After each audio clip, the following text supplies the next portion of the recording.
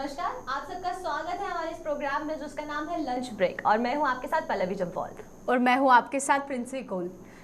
तो चलिए प्रिंसी, आज प्रोग्राम की शुरुआत करते हैं और पहले बात करते हैं कि जहां पर गाइडलाइंस में बदलाव हुआ है। और अगर हम पहले की गाइडलाइंस की बात करते हैं तो स्कूल्स और कॉलेजेस को 30 अप्रैल को खोला जाना था, लेकिन अब उसको एक्सटेंड करके 15 मई तक कर दिया गया है। तो अगर हम बात करते हैं इस फ्रेमवर्क की, तो ये फ्रेमवर्क बहुत ही ज्यादा जरूरी था, क्योंकि जहां पर कर्फ्यूज लगाए जा रहे हैं बाकी स्टेट्स पर लॉकडाउन लगाया जा रहा है, वहां पर जम्मू कश्मीर में ये जो गाइडलाइंस जारी की गई हैं, तो ये काफी ज्यादा सराहनीय कदम है प्रशासन की तरफ से। बिल्कुल सराहनीय ही है। और पल्लवी, जहाँ पे देखा जाए कि पहले भी तमाम जितने भी विद्यार्थी थे वो कहीं ना कहीं कह रहे थे कि आपने अगर स्कूलों के लिए कहा गया है, जो यूनिवर्सिटीज बच्चे जाते हैं या जो कॉलेजेस में जाते हैं, क्या उनके लिए कोरोना नहीं है, तो बहुत जरूरी था कि उनके लिए भी इस प्रकार की गाइडलाइंस जो है वो जारी की जाए। तो वहीं पे जिस तरीके से गाइडलाइन निकाल दी गई है, और इसमें बहुत जरूरी भी था कि यूनिवर्सिटीज और कॉलेजेस को भी शामिल करना, क्योंकि हम ये नहीं कह सकते कि जहाँ पे एक तरफ आप स्कूल को बंद कर देते हैं, उन विद्यार्थियों के लिए प्रिकॉशंस लेते हैं, लेकिन वहाँ अन्य विद्यार्थी भी हैं जो यूनिवर्सिटीज का रुख करते हैं, कॉलेजेस का रुख करते हैं। तो प्रशासन ने उनकी तरफ भी एक कदम उठाया है, जहाँ पे उन्हें ये कहा है कि अब 15 मई यानी जो आने वाली 15 मई है, तब तक के लिए ये तमाम जितने भी कॉलेजेस है, यूनिवर्सिटीज है और जितने भी स्कूल हैं, ये अब फिलहाल के लिए बंद रहने वाले हैं। देखिए प्रिंसी, क्योंकि अगर हम जम्मू यूनिवर्सिटी की बात करते हैं तो वहां पर जिस तरीके के मामले हमें देखने को मिल रहे थे, क्योंकि देखिए जहां पर हॉस्टल से मामले सामने आए, उसके बाद जब वहां पर टेस्टिंग शुरू की गई तो कैंपस से भी मामले सामने आने शुरू हो गए। तो बहुत जरूरी था कि यूनिवर्सिटी को बंद कर दिया जाए और फिर माइक्रो कंटेनमेंट जोन भी उसको घोषित किया गया। लेकिन वहीं अगर हम कॉलेजेस की बात करते हैं तो कॉलेजेस के बच्चे जो थे वो सड़क पर हमें नजर आए। उनका कहना था कि जो एग्जाम्स है उनको आप ऑनलाइन मोड से ही जो है वो लिया जाए, क्योंकि जब पढ़ाई ऑनलाइन मोड से हुई है तो एग्जाम्स को भी ऑनलाइन मोड से ही लेना चाहिए।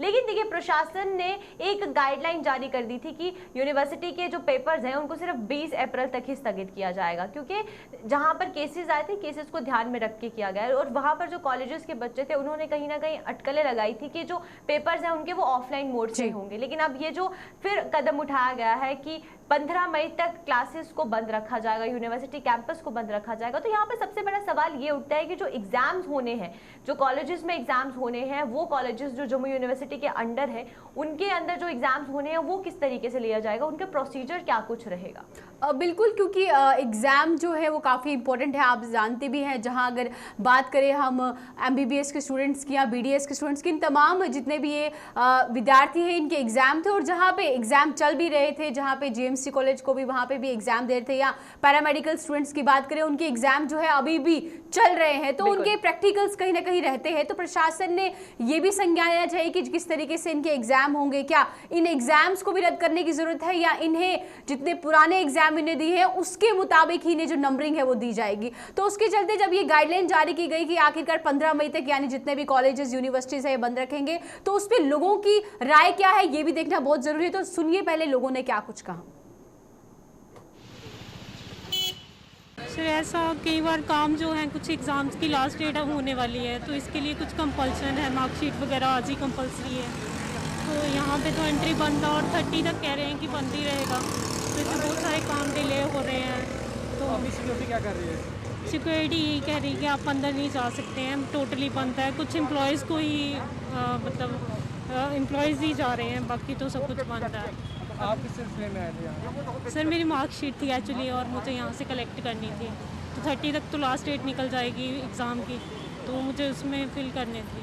तो किस तरह का प्रबंध इनको करना चाहिए सरकार को, जिस तरह से यूनिवर्सिटी बंद की, लेकिन और भी काम है कानून में? सही है, जो काम है बच्चों के, मुझे लगता है कि एक बच्चा बड़ी मुश्किल से पढ़ता है, कैसे कैसे वो काम कर रहा है। एग्ज़ाम 1 साल के बाद फिल होते हैं फॉर्म, और अगर उसकी लास्ट डेट निकल जाएगी तो फिर कितना कुछ सोचा है तो वो क्या होगा, सब समझ ही नहीं आ रहा। तो इसलिए सोच रही थी कि आज मार्कशीट मिल जाती तो फिल कर देती।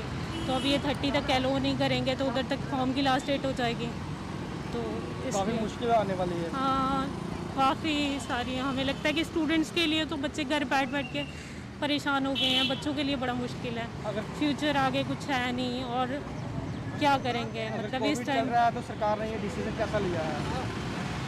सिर्फ कोविड के लिए प्रिकॉशंस लेना ठीक है, पर काम भी मतलब स्टूडेंट्स भी एक हद तक परेशान हो गए हैं। 1 साल से कुछ नहीं, 1.5 साल से मतलब पीछे कुछ नहीं हो रहा। मतलब जितना भी प्रेपरेशन करी हुई है ना, तो फॉर्म निकल रहे हैं, ना कुछ ऐसे आगे रिक्रूटमेंट है, तो बच्चों के लिए तो परेशानी है ही सर। बिल्कुल सही रहा है सर, कोविड की वजह से बंदी करना चाहिए फिलहाल में। तो आप यहाँ पर किस तरह किसी मैं फॉर्म सबमिट करने के लिए आया था सर। आप क्या बोल रहे हो? ये बोल रहे कि अंदर जाने नहीं दे रहे, अगर फॉर्म सबमिट करना है तो आपको ले लेंगे गेट पे करके। अभी आपका लिया उन्होंने? अभी बोल रहे कि सर फोन बात करके बताते करके। तो किस तरह का फैसला है सरकार का, जिस तरह से एजुकेशन के मामले में तो बिल्कुल सही है सर, होना ही चाहिए लॉकडाउन, बिल्कुल सही है सर। नहीं, जिस तरह का कदम सरकार ने उठाया है, जैसे 15 मई तक स्कूल कॉलेज वगैरह सब बंद पड़े हैं, तो ये सब कोरोना की वजह से ही है। तो एक तरह का आज सही फैसला है सरकार का, तो हम इस फैसले से काफ़ी खुश हैं कि इस वजह से काफ़ी लोगों को बीमारियां और ना फैले, तो घरों में रहें, सेफ़ रहें, मास्क पहने और डिस्टेंस बनाए रखें। तो ये सारा उन्होंने जो फैसला किया, हमारे लिए फैसला किया है, लोगों के लिए फैसला किया है, तो इस फैसले से हम काफ़ी खुश हैं, सहमत है। जो इस रोकथाम के लिए उन्होंने ये सारा कदम उठाया है, जो उन्होंने ये हाँ, जो जम्मू में जो लॉकडाउन जो लगाया था रात को, रात्रि कर्फ्यू, उसका तो लगाने का लगता है कोई फ़ायदा नहीं है। रात को 8-9 बजे जम्मू के लोग, जो मैक्सिमम लोग हैं, वो घरों में चले जाते हैं, सभी अपने घरों में रहते हैं, बाहर तो कोई घूमते नहीं हैं। आपने भी देखा होगा। हाँ, मगर ये है कि ठीक है, इसकी चेन को, कोरोना वायरस जो सेकंड 2 आया है, इसकी चेन तोड़ने के लिए कम से कम वीकेंड लॉकडाउन होना बहुत ज़रूरी हो गया है।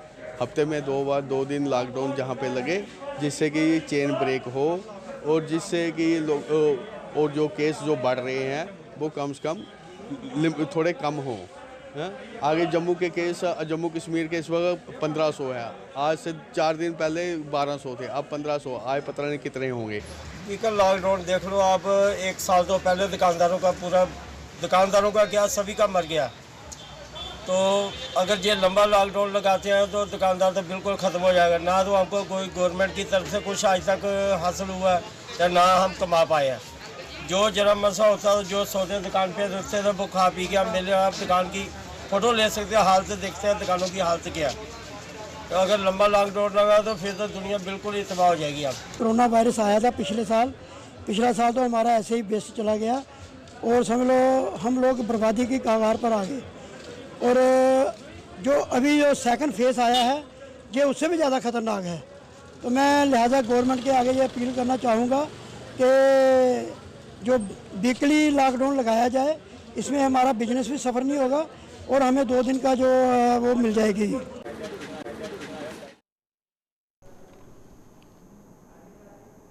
तो देखा हमने प्रिंसी के किस तरीके से जो लोग हैं उनका क्या कुछ कहना है, चाहे वो स्टूडेंट्स हो या फिर व्यापारी हो, उनकी अलग अलग प्रतिक्रियाएं सामने आई है। और उनका भी कहना है कि अगर लॉकडाउन लगा दिया जाएगा तो काफी ज्यादा दिक्कत जो है वो हर एक वर्ग को यहाँ पर झेलनी पड़ सकती है।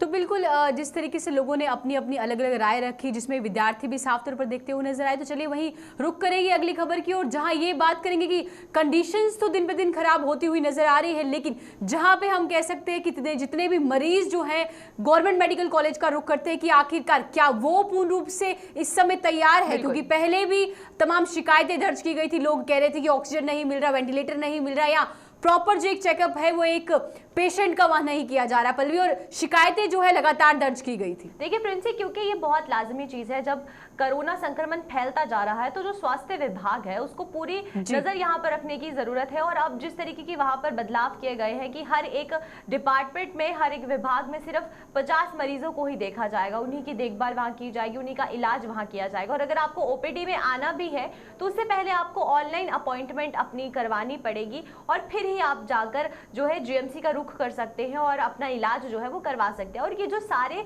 फैसले यहाँ लिए गए हैं, ये कोरोना को ध्यान में रखते हुए लिए गए हैं। और ज्यादा जानकारी क्या है तो डॉक्टर धारा सिंह ने पूरी जानकारी दी है, तो चलिए आइए पहले उस पर नजर डालते हैं। जो ऑर्डर किया है मैम ने, उसमें हमने 50 लोगों को पर स्पेशलिटी के लिए रखा है ऑनलाइन के लिए, लेकिन आज पहला ही दिन था तो लोगों का उसमें रिस्पांस कम आया है। जैसे सर्जरी डिपार्टमेंट में 6 लोग जो है ऑनलाइन रजिस्टर्ड हुए हैं, लेकिन जितने भी बाकी लोग आए हैं आज और कल हम ले लेंगे आस्ता आस्ता, जब तक ये पूरा ऑनलाइन हो जाएगा। आज हमने सबको एंटरटेन कर दिया कि 50 जो भी हैं हर स्पेशलिटी के वो देखे जाएंगे। आने वाले दिनों में एज इट इज़ जो पहले हम करते थे कि जैसे इधर शुरू में आप देख रहे हैं कि यहाँ पर हमने काउंटर लगा दिया है, यहाँ पर टेम्परेचर देखा जाएगा, सैनिटाइजर भी दिया जाएगा, जिसको मास्क नहीं होगा मास्क भी दिया जाएगा, और यहीं से जो है अपॉइंटमेंट की लिस्टें चेक करके हम अंदर भेजेंगे, प्रॉपर सोशल डिस्टेंसिंग का नाम भी फॉलो करवाएंगे। उसके अलावा कि जिसको कोई नॉलेज नहीं है, अगर वो आ गया है तो हम उसको एंटरटेन कर लेंगे जैसे हम पहले करते थे। ऐसा कोई स्ट्रिक्ट नहीं है कि अगर का ऑनलाइन अपॉइंटमेंट नहीं है तो हम उसको छोड़ देंगे, उसको भी एग्जामिन किया जाएगा। एडी दूर होएगा स्कैन।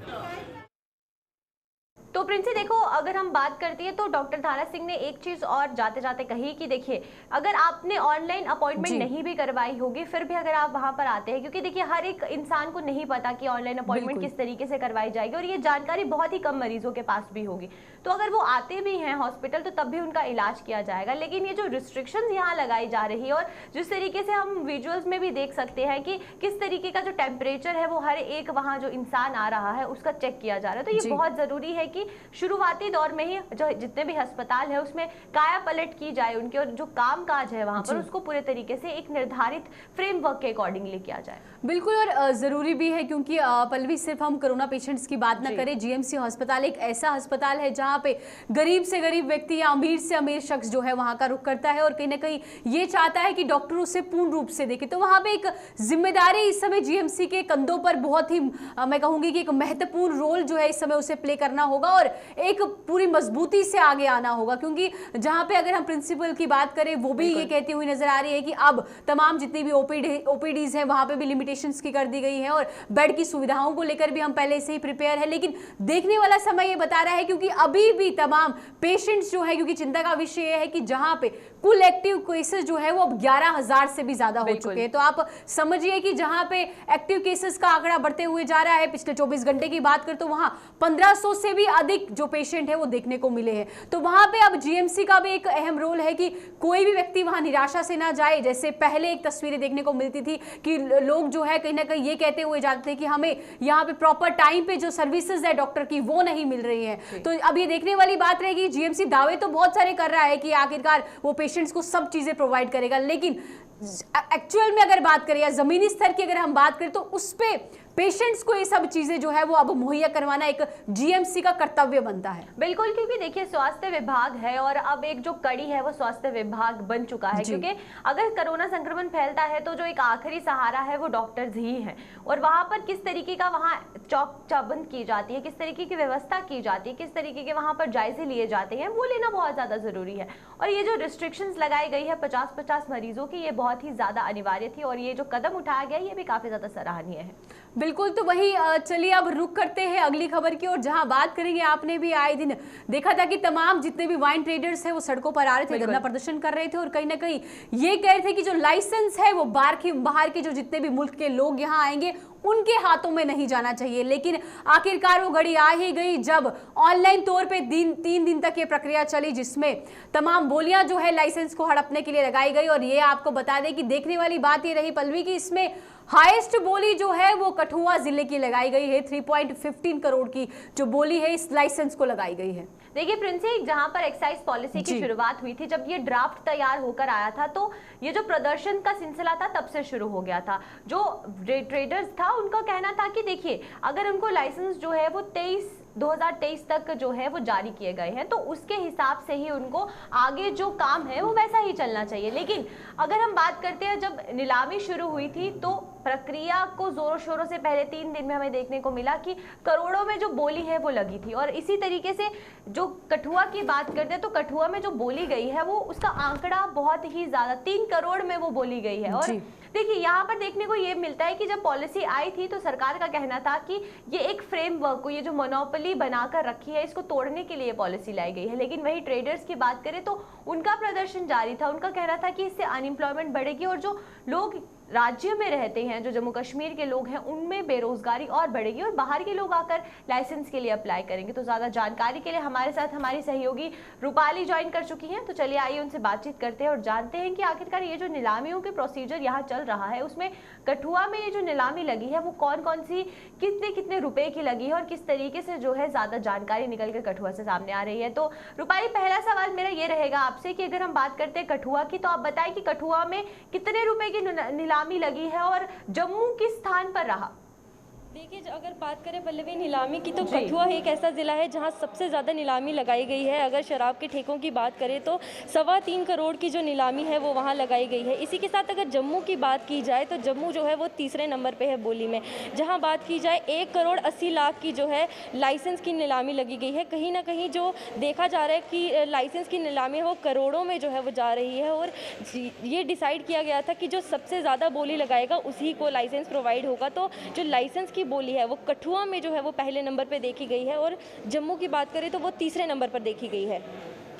मेरा सवाल ये रहेगा कि अगर हम ट्रेडर्स की बात करते हैं तो ट्रेडर्स का कहना था कि एम्प्लॉयमेंट जो है वो उनके हाथों से जाती जाएगी, क्योंकि रोजगार जो लोग उनकी दुकानों पर काम करते हैं उनका रोजगार भी इससे जाएगा। तो यहाँ पर सरकार को कितना जरूरी है कि वो हर एक चीज का संज्ञान ले, जहाँ पर फिर से नए तौर पर लाइसेंस को इशू किया जा रहा है, तो जो पुराने लाइसेंस होल्डर्स हैं या फिर जो लोग उनकी दुकानों पर काम करते हैं वो लोग बेरोजगार हो जाएंगे।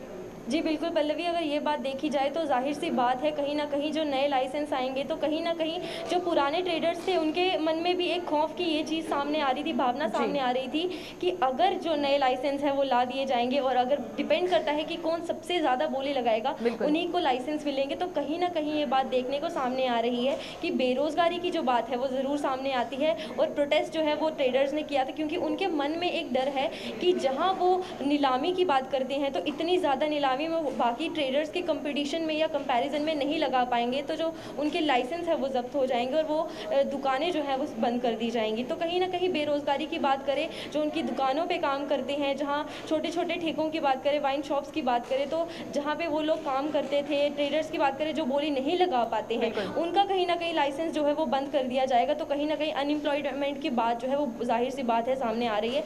इसी के साथ अगर वहाँ के लोगों की बात करें तो लोगों की भी कहीं ना कहीं जो प्रोटेस्ट है वो ट्रेडर्स ने सामने किए थे, क्योंकि अनएम्प्लॉयमेंट एक ऐसा इशू है, क्योंकि कोरोना के चलते जहां बाकी चीज़ें भी बंद कर दी जा रही हैं, अगर जो गवर्नमेंट जो है नई पॉलिसीज़ आए दिन सामने लाती है, तो कहीं ना कहीं हर किसी के एक दिमाग में, जहन में ये बात ज़रूर चलती है कि अनएम्प्लॉयमेंट, बेरोज़गारी से अब क्या करेंगे। बिल्कुल। तो देखिए रूपाली, अगर हम अनएम्प्लॉयमेंट की बात करते हैं तो जो जम्मू का युवा है या वो कश्मीर का युवा है वो ऑलरेडी सड़कों पर है, सड़कों पर वो नारे लगाते हुए नजर आते हैं कि उनको रोजगार नहीं मिल रहा। उस तरीके के बाद अगर बात करें तो इस तरीके की पॉलिसीज जो आए दिन प्रशासन द्वारा लाई जा रही हैं, तो इससे कितना कारगर होगा कि एम्प्लॉयमेंट की जगह और अनएम्प्लॉयमेंट बढ़ जाएगी। और अगर वीकली लॉकडाउन लगा दिया जाता है या फिर लॉकडाउन लगा दिया जाता है तो उससे इकोनॉमी में काफ़ी ज़्यादा असर पड़ सकता है। जी बिल्कुल, अगर पल्लवी यही बात करें तो इकोनॉमी की बात करें तो कहीं ना कहीं अगर बात करें वाइन शॉप्स की तो बहुत ज़्यादा पैसा जो है इकोनॉमी का वहाँ से आता है। और अगर वीकली लॉकडाउन की बात करें, जहाँ वीकली एंडिंग्स पे काम होता था, शॉपिंग्स की बात करें और भी बाकी सारी चीज़ों की बात करें, तो जहाँ लोग वीकली लॉकडाउन की बात करें तो बंद अगर हो गया तो कहीं ना कहीं नुकसान जो है ट्रेडर्स को बात करें, मार्केट की बात करें या किसी भी एरिया की बात करें, बहुत ज़्यादा देखने को मिलेगा। और अनएम्प्लॉयमेंट की बात करें तो जी हाँ, जम्मू कश्मीर की यूथ जो है वो काफ़ी ज़्यादा अनएम्प्लॉयमेंट है जो वो सामने देख रही है। इसी के चलते अगर ऐसी नई आए दिन पॉलिसी सामने आती रही तो और ज़्यादा जो है वो दिक्कतों का सामना करना पड़ेगा।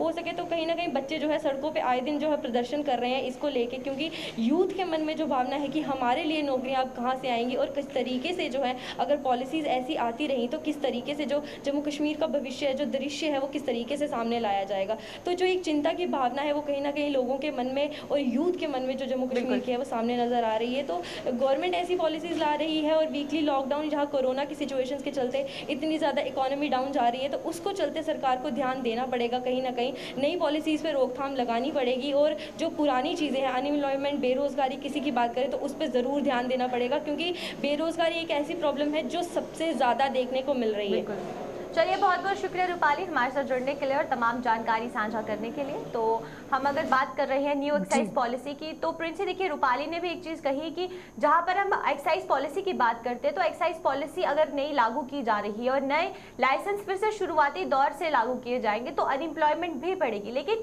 इकोनॉमी पर भी इसका असर जो है वो देखने को मिल सकता है। देखिए, बात यहाँ पर न्यू एक्साइज पॉलिसी की नहीं है, लेकिन बात यहाँ पर उन लोगों की है जिनका कहना ये है कि अगर बाहर के कारोबारी आकर जम्मू कश्मीर में काम करेंगे तो जम्मू कश्मीर का जो कारोबारी है वो कहाँ जाएगा। जहां पे हम ये कह सकते हैं कि सबकी निगाहें इस पे थी कि आखिरकार कब ये नीलामी होगी और कब जो लाइसेंस के लिए बोलियां हैं वो लगाई जाएगी, तो आखिरकार वो दिन आज आ चुका है। और जहां पे कठुआ की बात करें तो उच्च स्तर पर रहा, सबसे बड़ी बोली जो है कठुआ जिले ने लगाई है, और दूसरी जो सेकेंड बोली है वो भी कठुआ जिले से ही साफ तौर पर दिखने को मिली है, और तीसरी जो है जम्मू क्षेत्र से आई है। तो आप समझिए कि जहां पे करोड़ों के चलते हुए बोलियां लगाई गई है, अगर उसके साथ अन्य जिलों की बात करें, डोडा की बात करें, नगरोटा की बात करें, तो वहां पे भी तमाम ऐसे शॉप ट्रेडर्स थे, वाइन शॉप ट्रेडर्स थे, जिनने बोलियां लगाकर जो लाइसेंस है ये अपने नाम कर लिया। लेकिन देखने वाली बात ये रहेगी, क्या अब जहां पे ये बोली तो लग चुकी है, लाइसेंस नाम भी हो चुके हैं, लेकिन जिनके नाम इसमें शामिल नहीं हुए, क्या वो लोग इस पॉलिसी से या जिस तरीके की बोलियां लगाई गई हैं क्या उससे वो खुश है? क्योंकि अक्सर उन लोगों ने यही कहा था कि हम लोग तो कामकाज कर रहे हैं, हमारे साथ और भी एम्प्लॉइज है जो जुड़े हुए हैं, हमारे साथ एक दुकान में कम से कम हम ये कह सकते हैं कि 6 से 7 परिवार जो है वो पल रहे हैं, और वो यही सरकार से आए दिन कह रहे थे कि तभी वो इस चीज को लेकर तमाम बड़े दरवाजे भी उन्हें खटखटाए, चाहे हम भाजपा के कार्यालय की बात करें या तमाम और जितनी भी पॉलिटिकल पार्टीज जम्मू कश्मीर में है, उनके साथ उन्हें मिलकर ये कहा कि इस पॉलिसी को रोकना होगा ताकि जम्मू कश्मीर में इस प्रकार की नई नई पॉलिसीज ना आए, और जो लोग ये कारोबार पहले से कर रहे हैं, जिनके पास ये लाइसेंस है, उनके पास ही रहने चाहिए। तो बहुत ही एक विषय था जिसका आज हम ये कह सकते हैं कि एक रिजल्ट जो है वो साफ तौर पर देखने को मिला, जिसमें कठुआ में पहले और दूसरे स्तर पर जो है कठुआ जिला रहा और तीसरे स्तर पर जो है जम्मू रहा कहीं ना कहीं। तो आज के इस प्रोग्राम में हमने आपको बात की, हमने शुरुआत की थी गाइडलाइंस में जो बदलाव हुआ था उससे, और फिर हमने बात की जम्मू के जीएमसी अस्पताल की, और अब बात करें तो हमने न्यू एक्साइज पॉलिसी को भी डिस्कस किया। तो आज के स्लैश ब्रेक के प्रोग्राम में सिर्फ इतना ही। मुझे और प्रिंसी को इजाजत दीजिए। नमस्कार।